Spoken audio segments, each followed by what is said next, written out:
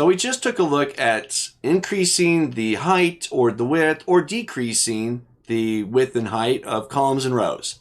Well, what about hiding a column or hiding multiple columns or rows, right? I don't want people to see this data. The data should be there, maybe for my eyes only, your eyes only, but I don't want everybody that goes into the worksheet to see that data, or we really don't need that data at this point.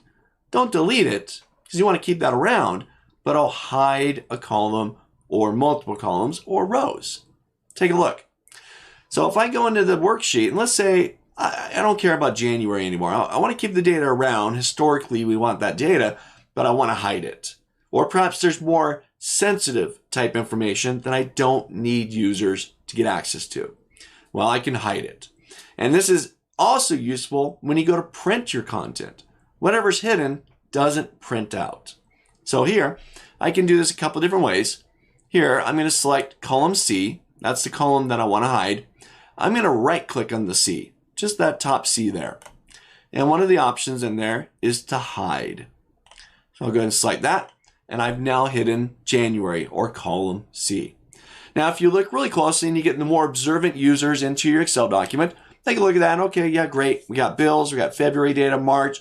And if they look up at the column headers, oh, where'd C go?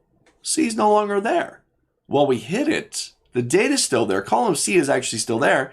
We just essentially took the column width and smashed it, right? We said, nope, nope, nope, nope, nope, nope. Nobody can see that, right? We just hid it. Well, for those that are a little more experienced inside of Excel, they could just go right up in between column B and D. And see, I get that double-headed arrow, but it's got kind of a space in between it. Well, if I left click and drag, I can pull column C back out. And there's the data again. January data right there. So in fact, I just got a question. I was recording these videos, and in between recording a video, sometimes I answer questions that come into my Udemy courses or into my courses here. And I got a question really literally about this topic. Somebody asked me, well, great, I just watched the video on hiding and unhiding columns. Well, what if I don't want users to be able to do that? I don't want them to be able to unhide columns.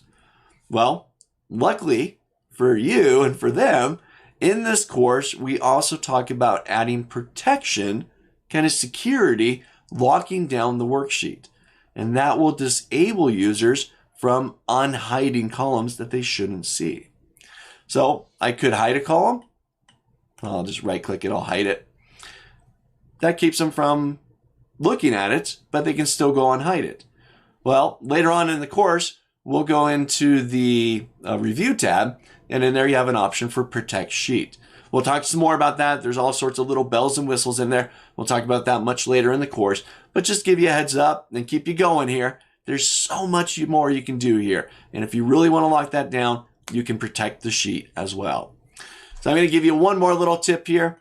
On the View tab, top of your screen, right, there's also some show check marks. See that there? So this is View. You got Show, 4 little check marks in there. One of them is headings. This is something small, but if I uncheck that option for headings, I no longer see the ABC and the 1, 2, 3. Now, that could also potentially be used here if you're really trying to distract the users and you don't want them to gain access to it. But once again, you get the more advanced users inside of Excel, they can go right back to View, turn headings back on. So really, worksheet protection is going to take it much further for us. And again, just watch for that later in the course as well. But try this one out. Again, you can right-click hide. You can just smash them down, do the same thing with the row. If you want to show it again, you can just drag that back out, right? If you've hidden multiple, let's say I'm going to hide all 3 months, because I really just want to get the summary data. Get the totals and the percentages there and call it good. And that's all I want. Well, now I want to get back to all 3 months. Well, if I select B through F, right, because I don't see C, D, and E, I'll select B through F, then I'm going to right click and unhide, and that'll bring them all back for us.